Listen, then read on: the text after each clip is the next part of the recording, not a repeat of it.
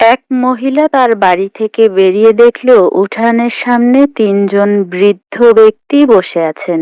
তিনি তাদের কাউকেই চিনতে পারলেন না। তাই বললেন, আমি আপনাদের কাউকেই চিনতে পারলাম না, কিন্তু আপনারা হয়তো ক্ষুধার্ত। আপনারা ভেতরে আসুন, আমি আপনাদের খাওয়ার ব্যবস্থা করছি। তারা জিজ্ঞেস করলেন, বাড়ির কর্তা কি আছেন? মহিলা বললেন, না, তিনি বাইরে গেছেন। তাহলে আমরা আসতে পারবো না। সন্ধ্যায় যখন বাড়ির কর্তা ঘরে ফিরে সব শুনলেন, তখন তিনি বললেন, যাও, তাদের বলো যে আমি ফিরেছি এবং তাদের ঘরে আসার জন্যে অভ্যর্থনা জানাচ্ছি। মহিলা বাইরে গেলেন এবং তাদের ভেতরে আসতে বললেন। তো তারা বলল, আমরা এভাবে যেতে পারি না।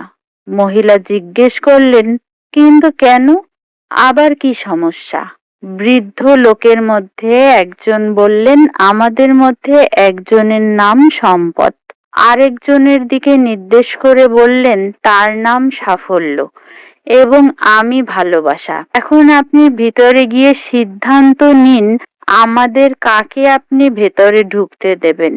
মহিলা যখন ভেতরে গিয়ে সব খুলে বললেন, তখন তার স্বামী অত্যন্ত খুশি হয়ে গেলেন এবং বললেন, অসাধারণ, চলো আমরা সম্পদকে ডাকি, তাহলে আমরা ধনী হয়ে যাব। তার স্ত্রী এতে সম্মতি দিলেন না। না, আমার মনে হয় আমাদের সাফল্যকেই ডাকা উচিত। তাদের মেয়ে ঘরের অন্য প্রান্তে বসে সব শুনছিল। সে বলে উঠল, তোমাদের কি মনে হয় না আমাদের ভালোবাসাকেই ডাকা উচিত? তাহলে আমাদের ঘর ভালোবাসায় পূর্ণ হয়ে উঠবে। লোকটি বলল, ঠিক আছে, আমরা তাহলে আমাদের মেয়ের কথাই শুনবো।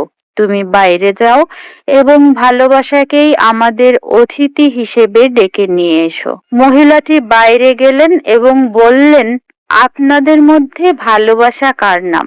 অনুগ্রহ করে তিনি ভিতরে আসুন, আপনি আমাদের অতিথি। ভালোবাসা নামের বৃদ্ধ উঠে দাঁড়ালেন এবং বাড়ির দিকে হাঁটতে শুরু করলেন। বাকি দুজনও উঠে দাঁড়ালেন এবং তাকে অনুসরণ করতে লাগলেন। মহিলাটি এতে ভীষণ অবাক হয়ে গেলেন এবং বললেন, আমি তো শুধু ভালোবাসা নামের বৃদ্ধকে ভেতরে আসার আমন্ত্রণ জানিয়েছি, আপনারা কেন তার সাথে আসছেন? বৃদ্ধ লোকেরা বলল, আপনি যদি সম্পদ আর সাফল্যকে আমন্ত্রণ করতেন, তবে আমাদের বাকি দুজন বাইরেই থাকতাম। কিন্তু আপনি যেহেতু ভালোবাসাকে আমন্ত্রণ জানিয়েছেন, সে যেখানে যায় আমরা দুজনও সেখানেই যাই।